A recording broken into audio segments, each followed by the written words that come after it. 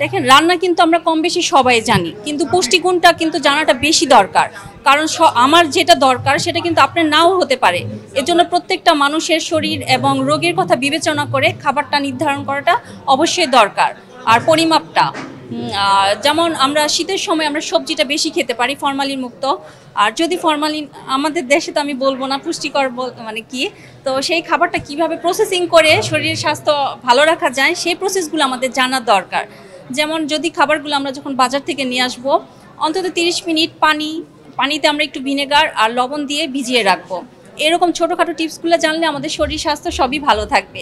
ছোট ছোট বাচ্চারা মানে কি বলবো, রিচ ফুডটা বেশি পছন্দ করে, কিন্তু সেই রিচ ফুডটা যেন হেলদি হয় সেটার কথা বিবেচনা করে কিন্তু আমরা যদি সেই টিপসগুলো ঘরে তৈরি করে মানে রেসিপিগুলো তৈরি করি, আমার মনে হয় না খুব একটা খারাপ হবে। যেমন আমরা সানফ্লাওয়ার অয়েলটা ইউজ করতে পারি, অলিভ অয়েল দিতে পারি। তারপরে যেহেতু সবার পক্ষে সম্ভব না রাইস ফ্লাওয়ার বা এরকম কিছু অয়েল ব্যবহার করা, তখন আমরা সরিষার তেলটা ব্যবহার করতেই পারি।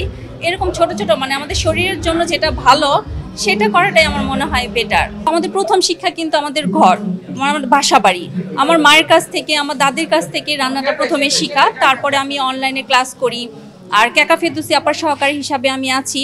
ক্যাকা ফেরদৌসী আপা আমার মানে রান্নার জগতের একটা, আর সিদ্দিকা কবির ম্যাম, এই দুজনের নাম না বললেই না। তাদের কাজ দেখে আরও আমার উৎসাহ বাড়া। আমার দেশ বিদেশি সব দেশের খাবারই আমার ভালো লাগে, কিন্তু যেহেতু আমি মনের প্রাণে একজন বাঙালি, আমি চাই যে বাংলাদেশের খাবারগুলো দেশে এবং দেশের বাইরে প্রচার করাটা আমার খুব বেশি আগ্রহ। আমার দেশের খাবারগুলো আমার বেশি আগ্রহ। আমি কলকাতাতেও রান্না করেছি অনেকগুলা, কিন্তু সেখানে আমার দেশের খাবারগুলোই আমি বেশি করেছি।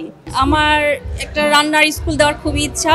রান্না তো একটা শিল্প, সবাই আমরা জানি, কিন্তু এই রান্নাকে নিয়ে আমি অনেক দূর এগিয়ে যেতে চাই। অ্যাওয়ার্ডটা একটা কাজের স্বীকৃতি, সবাই আমরা জানি। তো আমরা সারা জীবন কাজ করে আসি, এখন কাজের শেষে যখন আমরা একটা স্বীকৃতি পাই মানে আগ্রহটা বেড়ে যায়। আমরা জন্ম থেকে মানে শুরু করে একবার মৃত্যুর আগ পর্যন্ত কিন্তু খাবার খেয়েই থাকি। আমি আজকে অ্যাওয়ার্ডটা পেলাম ট্রাভের কাছ থেকে রন্ধনশিল্পী হিসাবে। তো আমার রান্নার জগতে পা রাখা মানে আমার মায়ের কাছ থেকে অনুপ্রেরণা আর আমার দাদির কাছ থেকে। তো আজকে অ্যাওয়ার্ডটা পেয়ে আমার খুব ভালো লাগছে, আমার মার কথা খুব মনে পড়ছে। আর আমার এই অ্যাওয়ার্ডটা আমার দাদিকে উৎসর্গ করতে চাই, যেহেতু আমার দাদি নেই।